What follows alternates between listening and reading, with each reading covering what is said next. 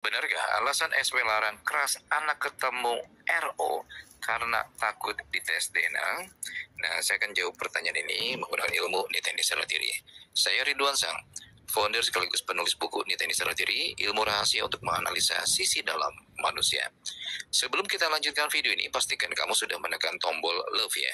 Tekan sampai warnanya merah dan follow akun ini. Sekarang, dengarkan apa yang saya ucapkan, pahami apa yang saya katakan. Dalam serat kala tidak, leluhur kita mengajarkan, sing mudik kalangan bakal ndelekake barang sing paling ngaji. Yang takut kehilangan akan menyembunyikan barang yang paling berharga. Nah, ini banyak pertanyaan publik ya. Salah satunya yang nge-DM saya ini. Banyak yang mempertanyakan tentang hal ini. Makanya saya bedah dan saya bikin videonya. Kenapa sih SW begitu keras melarang anak-anaknya bertemu dengan RO? Padahal ini kan ayah kandung mereka ya. Ini bukan karena RO jahat ya, bukan karena RO berbahaya, tapi karena SW ini takut. Takut RO akan melakukan tes DNA dan ngebongkar satu rahasia yang selama ini dia kubur dalam-dalam. Karena ini menarik dan ini penting juga ya. Silakan netizen setelah menonton video ini ngecek jejak digital SW ini, terutama Januari 2026. Apakah dia mendatangi Polda Metro Jaya sambil membawa akte kelahiran anak-anaknya untuk membuktikan status kandung mereka? Ini justru kalau iya ya, jadi pertanyaan kita semua. Kalau nggak ada yang disembunyiin, kenapa harus bawa itu? Kenapa harus bawa akte kelahiran ke polisi buat ngebuktiin sesuatu yang seharusnya memang kan sudah jelas? Ingat ya, sing kerep bantah biasanya sing paling ngerti. Sing kerep nuduhake bukti biasanya sing paling wedi. Nah, ini yang akan kita bedah selanjutnya, yaitu sisi dalam dari SW ya, menggunakan ilmu Nita Indisara Diri. SW ini lahir 29 Agustus titik-titik ya. Ini Neptunya 7, pralaya, penuh dengan ujian dan kehancuran. Orang dengan Neptu 7 cenderung menutupi kebenaran demi kenyamanan sesaat. Nah, Sio dia ini ular, makhluk yang diam, sabar, tapi ketika terpojok, biasanya akan menyembur ke arah siapapun yang dianggap ancaman. Angka 7 juga ini adalah angka rahasia. Orang dengan Neptu 7 pandai menyimpan rahasia, terlalu pandai. Bahkan dia bisa ngebawa rahasia itu ke liang lahat. Tapi rahasia yang terlalu lama dipendam akan berubah menjadi racun. Nah, ini yang terjadi pada diri SW ya. Rahasia yang selama ini dia simpan tentang anak-anaknya, tentang RO, tentang masa lalu, kini mulai membusuk ya dan mengancam dirinya sendiri. Dalam psikologi modern, ada yang namanya avoidance behavior, perilaku menghindar yang muncul ketika seseorang merasa terancam oleh kebenaran yang akan terungkap. Lalu apa yang terjadi pada diri SW ini? Kalau kita telah dan cek jejak digital ya yang sebelumnya, dia itu selalu menghindari pertemuan ya, terutama RO ketemu dengan anak-anaknya. Jadi ini ada yang nggak beres ya. Takut RO akan mulai bertanya, takut RO akan mencurigai. Nah, yang kedua ini adalah false deception. Ini ya, masuk dalam pengalian isu ya. Ketika RO menuntut hak asuh, nah SW ini justru mengancam akan membongkar rekam medis dari RO. Pihak SW klaim ya, mereka mengantongi dokumen medis lengkap terkait kondisi kesehatan RO. Ini sebenarnya taktik klasik pengalihan ya. Saat terpojok, dia menyerang balik. Yang ketiga, dia nggak bangun narasi sebagai korban ya. Dia menangis di podcast, mengaku sebagai ibu yang berjuang, dan menjadikan anak-anak sebagai tameng untuk menarik simpati publik. Dan dia bermain ya, playing victim ya. Pertanyaannya, kalau SW tidak memiliki rahasia, kenapa dia harus menghindar? Kenapa dia tidak membiarkan RO bertemu anak-anaknya dengan bebas? Kenapa dia harus mengancam dengan rekam medis RO? Nah, sing wudi kelanyatan bakal tansah golek dalan kanggon delik. Yang takut pada kebenaran akan selalu mencari jalan untuk bersembunyi. Sing delik bakal ketemu, sing ngapusi bakal kawatu. Kalau saya analisa lebih dalam tentang RO yang lahirnya di hari Senin, ini adalah angka pangayoman ya atau perlindungan. Terlebih RO ini Neptunya 11, cenderung bijaksana dan tidak gegabah.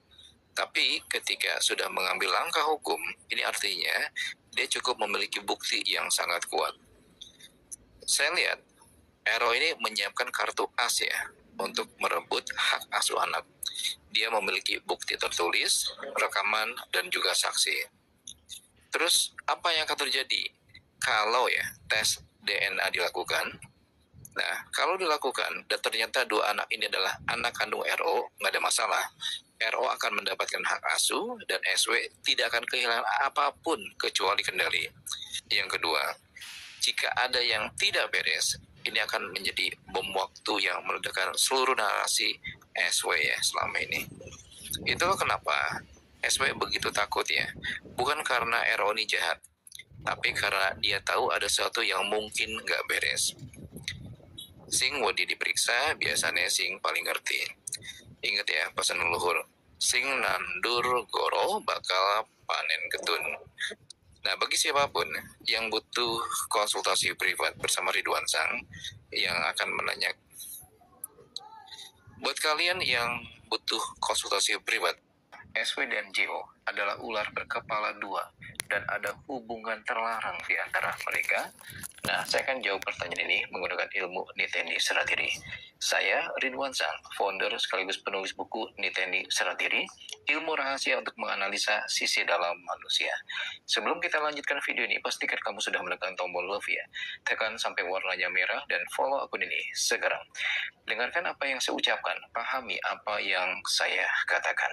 Sing jaga wates bakal selamat, sing langgar wates bakal cilaka. Yang menjaga batas akan selamat, yang melanggar batas akan celaka. Dalam psikologi modern ada yang namanya demerence, kondisi di mana seseorang itu punya ketertarikan obsesif terhadap orang lain, walaupun ya, dia sudah ada yang punya. Nah, ini disertai kebutuhan akan balasan dan kecemasan berlebihan. Ini bukan cinta ya, ini adalah obsesi yang membabi buta. Di video sebelumnya, saya pernah ngebahas tentang OCD, Obsessive Compulsive Disorder. Dan banyak orang yang belum tahu ya, ciri-ciri dari orang yang mengalami limerence ya. Yang pertama, ketertarikan berlebihan. Dia pengen selalu dekat, selalu ingin terlibat, walaupun dia sudah ada yang punya. Yang kedua, kebutuhan akan perhatian. Dia nggak bisa lepas dari orbit orang yang diinginkan. Yang ketiga, kecemasan saat menjauh. Semakin ditekan, semakin mendekat. Karena dia mengalami kompulsif dan dia mengalami anxiety disorder. Yang keempat, ada pengabaian batas ya. Dia rela mengorbankan hubungan lain demi orang yang diinginkan. Dan pada diri JO ini, adik kandung dari artis RO, ini nunjukin semua tanda-tanda ini ya. Kalau saya analisa lebih dalam, ini nama lengkapnya EJO ya, inisialnya. Lahirnya 12 Juni titik-titik ya. Ini Neptunya 13. Jadi Neptu 13 itu pintu peralihan antara yang lama dan yang baru. Orang dengan Neptu 13 dengan nama yang dia miliki itu bisa menjadi penengah yang ambigu. Jadi gak sepenuhnya di satu pihak, tapi juga tidak sepenuhnya di pihak lain. Nah, dia ini wataknya lakuning lintang, senang menghabiskan waktu sendiri, dan dia itu cenderung introvert.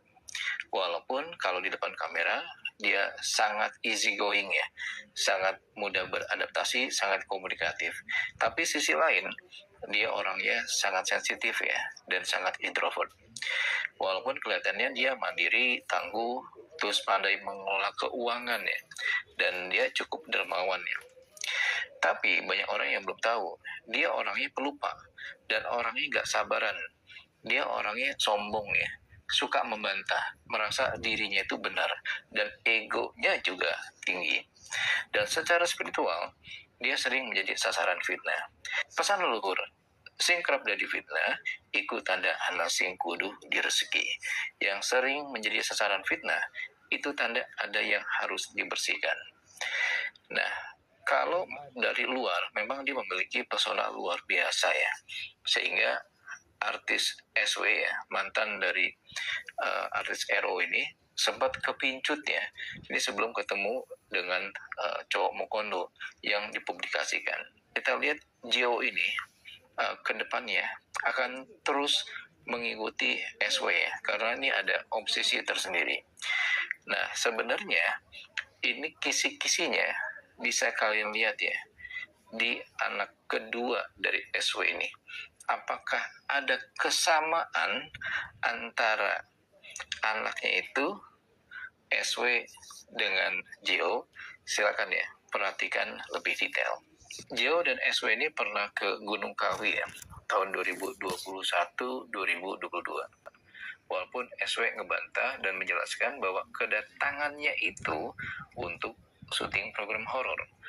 Tapi publik juga bertanya, kenapa harus dengan Gio ya yang menemani, bukan orang lain? Ingat ya, sing podo mengunjungi papan suci bakal podo getaran. Yang bersama-sama mengunjungi tempat suci akan memiliki getaran yang sama. Nah, mereka ini sempat satu frekuensi. Nah, jadi Gunung Kawi bukan tempat biasa. Dia adalah pusaran energi ya. Jadi Gunung Kawi adalah pusaran energi yang luar biasa. Dan ketika dua orang pergi ke sana bersama, energi mereka akan saling terikat. Itulah mengapa Gio sulit untuk melepaskan SW, dan begitu juga sebaliknya. Nah, ini ngejawab pertanyaan untuk judul video ini. Silakan, menurut kalian, apakah anak kedua dari SW ini mirip dengan Gio? Silakan tulis di kolom komentar sekarang. Sukma artis S tinggal separuh. Efek dari perjanjian ritual yang dia lakukan. Nah, saya akan jawab pertanyaan ini menggunakan ilmu Niteni Saratiri. Saya Ridwan Sang, founder sekaligus penulis buku Niteni Saratiri, ilmu rahasia untuk menganalisa sisi dalam manusia. Untuk menyamakan frekuensi dan energi, silakan fokuskan mata kalian ke tombol hati ya. Lalu tekan sampai warnanya merah dan follow akun ini. Sekarang, dengarkan apa yang saya ucapkan, pahami apa yang saya katakan. Dalam kepercayaan Nusantara, setiap manusia punya sukma, inti kehidupan yang menentukan kesadaran, kepribadian, dan bahkan takdir. Sukma adalah dirimu yang sesungguhnya, jauh di balik fisik dan pikiran. Tapi banyak yang nggak tahu ya, bahwa sukma itu nggak selalu utuh, bisa terpecah, tertinggal, atau pergi saat seseorang mengalami trauma berat, atau ada perjanjian dengan makhluk goib. Nah, saat sukma tinggal separuh, manusia kehilangan arah, keputusan kacau, emosi meledak, jati diri mulai kabur, dan auranya mulai aur-auran. Dan kita akan coba lihat ya, artis S ya. Ini apakah dia mengalami hal itu beberapa minggu yang lalu hingga minggu ke depan. Oke, sekarang saya cek dari sisi dalamnya. Artis S ini lahir tanggal 29 Agustus. Ini lahir hari Selasa ya.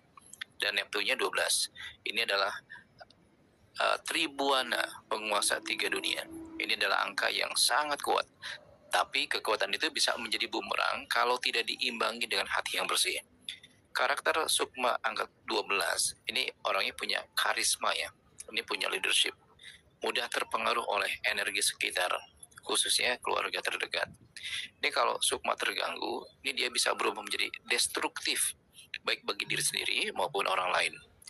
Nah, kita bisa lihat ya, perubahan perilaku dari artis S ini dalam beberapa bulan terakhir. Kita semua bisa melihat bersama ya, perilaku artis S ini berubah ya, terutama pada saat live streaming dan juga di media sosial. Ini mulai dari ibu keibuan menjadi agresif, dari pribadi tertutup menjadi provokatif, dari tenang menjadi mudah marah. Nah, dari yang kalem kok jadi penuh dengan sesuatu yang asusila ya, saya sebut ya, dengan pacarnya pada saat live. Nah, ini adalah tanda sukma nggak utuh ya. sebagian sukma telah pergi karena beban yang memang terlalu berat, konflik rumah tangga, tekanan publik, dan mungkin keterlibatan dalam energi goib yang kelam. Nah, sing sukmanya kurang, lakuinnya bakal tanpa arah. Yang sukmanya kurang, jalannya akan tanpa arah. Dan kita bisa ngelihat ada 5 tanda ya. Kalau sukma seseorang itu tinggal separuh. Pertama, ini ada perubahan perilaku drastis dari pendiam menjadi agresif, dari sabar menjadi pemarah. Yang kedua, keputusan yang nggak masuk akal, bertentangan dengan nilai-nilai sebelumnya. Bahkan ini tidak punya etika dan juga adab ya. Yang ketiga, dia mudah terpengaruh oleh orang dengan energi negatif. Yang keempat, dia kesulitan tidur ya. Jadi bukan insomnia ya, tapi sukma yang tidak utuh bikin tubuhnya gelisah. Yang kelima, dia sering ngelamun atau bicara sendiri. Percakapan antara sukma yang tersisa dan yang pergi. Artis S ini nunjukin hampir semua tanda ini ya. Ini kebenaran, kebetulan, atau memang ini ada energi yang bisa kita baca. Sing wah-wah tanpa sabab, ikut tanda sukmani lagi ora utuh ya. Nah, ketika saya cek lebih dalam, ini ada 2 kemungkinan ya. Pertama, memang karena trauma perceraian dan juga tekanan publik yang berkepanjangan. Dan ini cukup brutal ya. Walaupun dia sendiri yang mancing-mancing di awal. Ini cukup untuk bikin sukma dia itu pergi sementara. Yang kedua, ini ada keterlibatan. Ini diduga ya, ada ritual Gunung Kawi. Dan kalau benar artis S ini melakukan ritual sebagai pelaku maupun saksi, energi di tempat itu dapat bisa menarik sukma sebagai imbalan. Ini kalau penuturan dari kuncian Gunung Kawi yang pertama, ini dia menyebutkan ya, kalau artis S ini ke Gunung Kawi, ini tujuannya untuk ritual. Nah, ini tentunya berdampak ya. Bisa jadi sebagian sukmanya tertinggal di sana. Pertanyaannya, sukma itu bisa kembali nggak ya? Ya, sukma bisa kembali ya. Kalau dipanggil melalui ritual ngalap sukma, pemanggilan sukma yang hilang, tapi ini bukan sekedar ritual ya. Ini syaratnya dia harus mengakui kesalahan yang pernah dia perbuat. Yang kedua, meminta maaf kepada yang terzolimi. Yang ketiga, menjauh dari energi negatif. Yang keempat, melakukan ritual dengan bimbingan yang tepat. Ini kalau enggak, sukma yang tinggal separuh akan terus membawa dia ke arah yang semakin gelap. Bukan karena takdir ya, tapi karena pilihannya sendiri. Nah, menurut kalian, apakah artis ini bersedia untuk minta maaf dan mengakui perbuatannya? Nah, silakan tulis di kolom komentar ya.